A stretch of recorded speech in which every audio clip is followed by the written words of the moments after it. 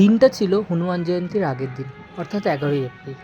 প্রতি বছরের মতো এবছরও আমাদের পাড়ায় হনুমান মন্দিরে বিশাল বড়ভাবে উদযাপন করা হলো এই হনুমান জয়ন্তী। তাই হনুমান জয়ন্তীর আগের দিন বিকালবেলা এক সুন্দর শোভাযাত্রার আয়োজন করা হয়, যেখানে ছিল অনেক কিছু। তবে আমি কিছু কারণবশত আমি নিজে বেরোতে পারিনি, কিন্তু এই বেরোনোর টাইমে আমি ঠিক ছুটে চলে এসেছিলাম দেখার জন্য। আর আমাদের পাড়ার এই হনুমান জয়ন্তীর উদযাপন হচ্ছে প্রায় 6-7 বছর ধরে। তাই এই বিশেষ দিনে সবাই মিলে অংশগ্রহণ করেছিল এই সুন্দর এই শোভাযাত্রাতে। তাই আমিও চলে এসেছিলাম দেখতে এই সুন্দর শোভাযাত্রাটা। আর তোমাদের জন্য আমি ক্লিপ নিতে ভুলিনি একদমই। তাই তোমাদের জন্য আজকের এই ভিডিওটা থাকলো। কেমন হয়েছে কমেন্ট করে সুন্দর করে জানিও আমাদের পাড়ার এই হনুমান জয়ন্তী। তবে একটু দেখতে অসুবিধা হতে পারে, কারণ এই টাইমটাতে অনেকটাই সন্ধে হয়ে গেছিলো, তো তার জন্য সন্ধ্যের আগে আগে এরকম পরিষ্কার খুব একটা আসছে না, একটু মেঘলা মেঘলা ওয়েদারের মতো লাগছে, বাট এটা সন্ধ্যের আগের মুহূর্তে।